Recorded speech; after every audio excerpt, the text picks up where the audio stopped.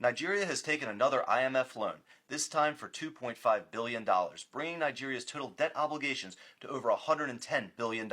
I don't like this deal at all for Nigeria, and I don't think it's an exaggeration to say this is more of an economic hitman type move, and I'm going to explain why. The terms of this IMF loan may seem fair at first glance. It's a $2.5 billion loan at 1% interest rate that will be paid off over 40 years, with no payment due for over 10 years. But here's the problem. The loan needs to be paid back in Western currencies, and the naira is losing significant value every year, meaning this loan is going to end up costing tens of billions of dollars to Nigeria within a decade. From an economic sense, the effective interest rate would be 1% plus the depreciation of the naira relative to the US dollar. In the past year, the naira depreciated 50%, meaning the interest rate would be 51% if the naira depreciation continues. This is an economy-destroying debt obligation, of course, because payments don't start until 2034, when all the current politicians will be long gone when the loan starts to come due. I can understand why this was a tempting loan to take. But let's say the naira depreciation is only 10% per year, which is very generous.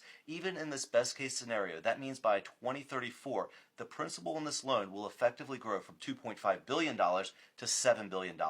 The payments will then be the equivalent of $1 billion a year and continue for 30 years. So for $2.5 billion today, Nigeria is agreeing to pay the Western banks $30 billion under a 10% inflation rate. But even the loan itself comes with other concessions that should worry Nigerians. Nigeria will have to keep a large portion of this money as foreign reserves, so they can't even spend much of it. They also need to end subsidies on oil, which will hurt their economy, and they will need to enact reforms which will make it easier for Western banks to compete with the domestic Nigerian banks. I understand that in many ways the current administration inherited these problems. However, the terms of this IMF loan will contribute to long-term insolvency.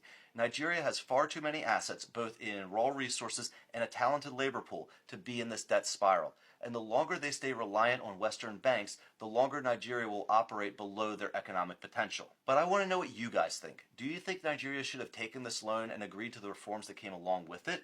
Or should Nigeria have taken the more difficult path of breaking away from IMF loans? Let me know in the comments below. And as always, if this video brought value to you, give me a like and a follow. That really helps out my channel, and I'll see you guys on the next video.